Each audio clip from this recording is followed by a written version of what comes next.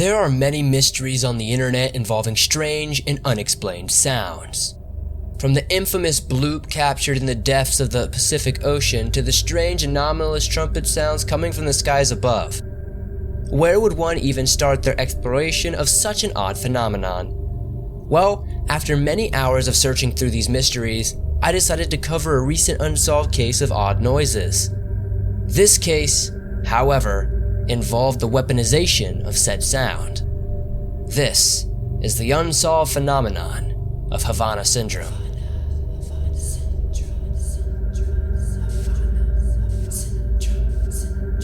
In 1961, the US severed diplomatic ties with Cuba, and thus began a long and tense relationship between the two countries. However, in 2015, the United States and Cuba re-established relations. A US embassy was opened in Havana, the capital of Cuba. At first, everything was going as planned, aside from the usual diplomacy drama that comes with these types of relations. That all would seemingly change out of the blue sometime around November of 2016. An American CIA agent with many years of experience under their belt will be the first victim of this mysterious illness.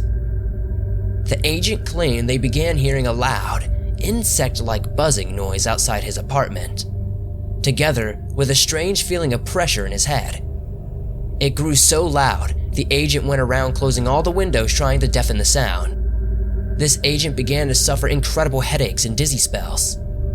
Medical attention would be sought out with nothing notable coming from it. There is a fairly popular recording of the sound, which can be found online. Due to this being an allegedly dangerous sound, I will only play a very short snippet to give you an idea of what it sounds like. Please be advised.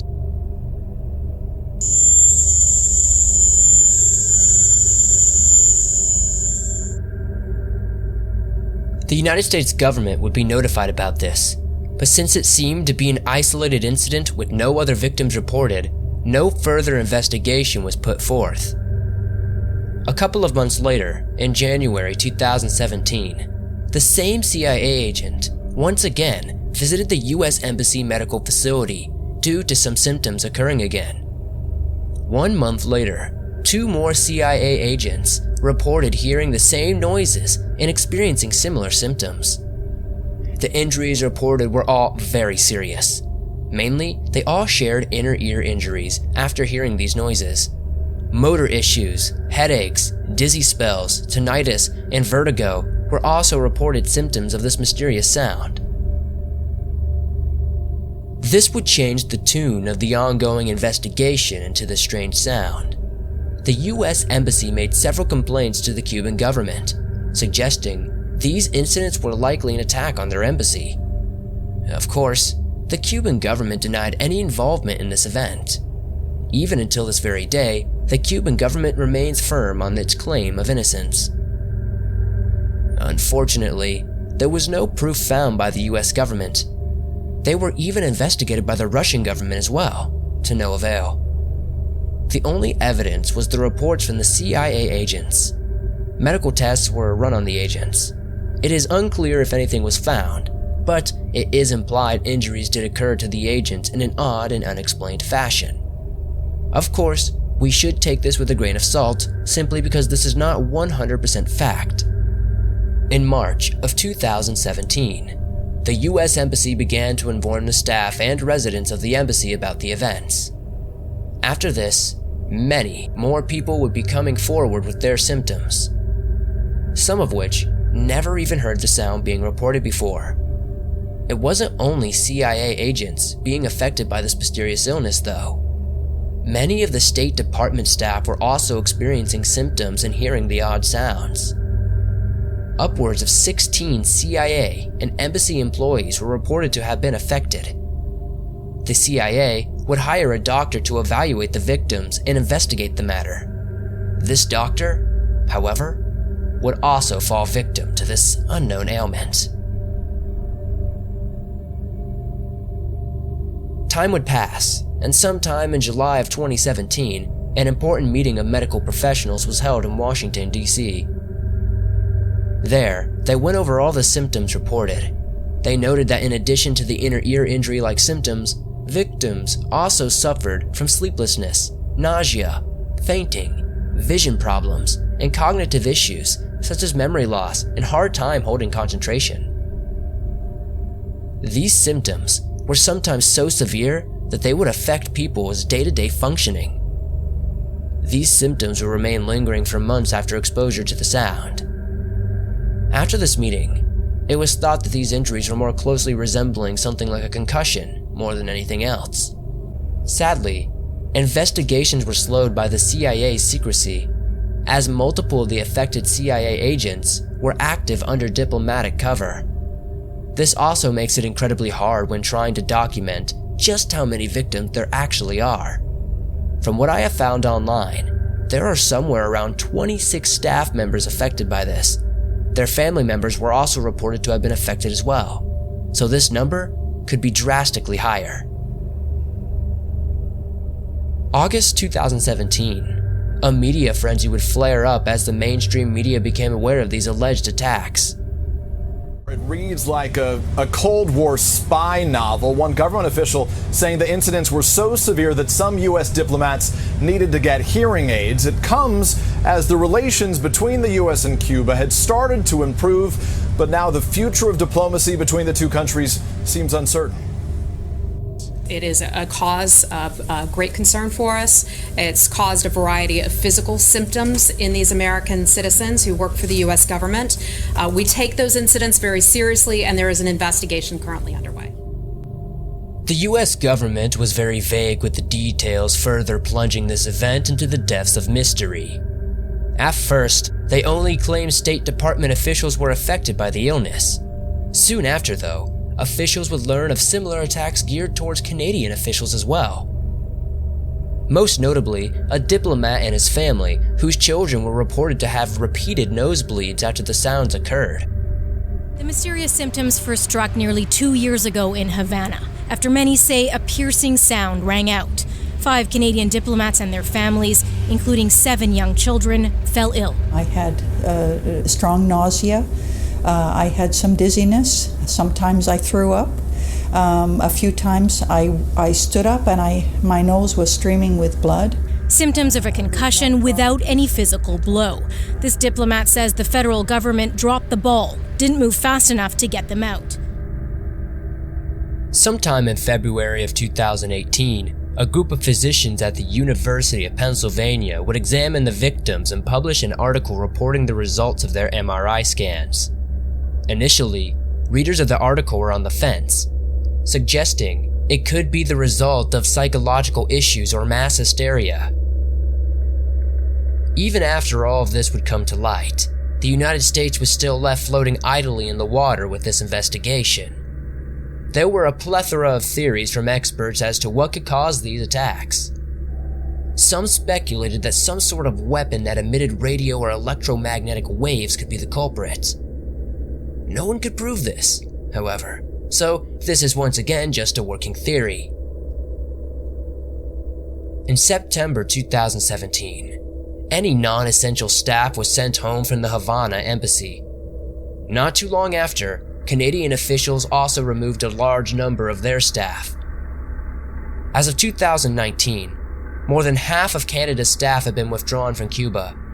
The Canadians had 14 cases of their own, meaning there would be around 40 or so attacks reported so far, more than just a one-off coincidence. This actually doesn't end here though. There are actual reports of similar attacks outside of Cuba as well. In March 2018, the mother of an employee at the consulate in Guangzhou, China, reported her mother was affected. Although the US government has not confirmed this as a case linked to the Havana syndrome phenomenon, it still had the US concerned enough to issue a public travel advisory nationwide. It took some time, but I did find more information on this case. There were wide-scale preliminary tests done to US diplomatic staff in China, where 15 potential victims were identified. One detail that stuck out to me though, the Guangzhou victim mentioned that her dogs were affected as well, displaying behavior such as throwing up blood and barking at things that weren't there. Many victims claim the government is trying to cover this up and hide the fact that something more nefarious is going on. This leaves us with many more questions and answers at the end of the day. This seems to be the end of the story so far, but this is an ongoing story that will more than likely see more updates in the coming years. Recently, documentaries have been made about the event by Canadian television companies, not to mention the countless YouTube videos and online articles detailing the events. It is incredibly nerve-wracking to know that we could be attacked at any time by someone or something you can't even see. One last update before we come to our conclusion. In July 2019, a new study was published in the Journal of the American Medical Association. This study detailed advanced brain imaging techniques and compared over 40 brains of US staff victims. This study found some truly interesting details. This study found much less brain matter in the affected sample compared to the controlled one. They also found problems in the functional connectivity parts of the brain that help process sound and light. This has to lead many to think that Havana syndrome is something more than a psychological event. There are many theories as to what or who is causing this phenomenon. Many speculate the Cubans could be responsible. Others claim the Russians or Chinese are to blame. Some think it's an environmental anomaly, and there are those who claim this is nothing more than an accident or a hoax.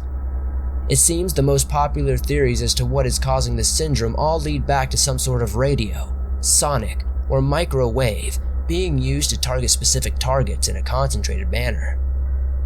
There are less popular theories such as viral virus, existing brain injuries, malfunctioning equipment of some kind, or even just a very loud insect, such as cicadas or crickets.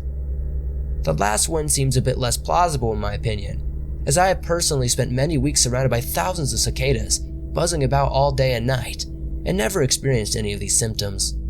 Not to say these things couldn't happen, just seems weird. At this moment in time, the phenomenon known as Havana syndrome remains a complete mystery, and for the foreseeable future, it will stay that way. Aside from the first-hand accounts and physical evidence from a plethora of victims, we are no closer to figuring this out.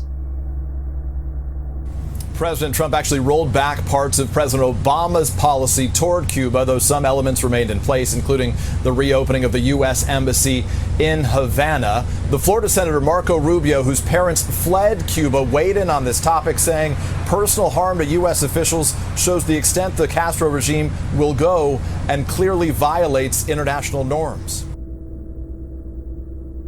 Thanks for watching this video. The mysteries surrounding the strange Havana syndrome attacks are genuinely terrifying. Nothing scares me more than an enemy you can't see. What are your opinions on this case? Who or what do you think is responsible for this Havana syndrome? I'd love to read your thoughts in the comments down below. If you enjoyed this case, please be sure to hit that like button. It helps me out more than you can imagine. If you're new to the swamp, why not join us and subscribe? Turn on notifications to never miss a new video. I upload them almost every single day, and all things natural and supernatural. If you aren't aware, you can download your favorite Swamp Dweller scary stories on iTunes, Spotify, Stitcher Radio, and pretty much every other major podcast provider. Thanks for always supporting the swamp, my friends. I'll see you guys soon with another creepy video.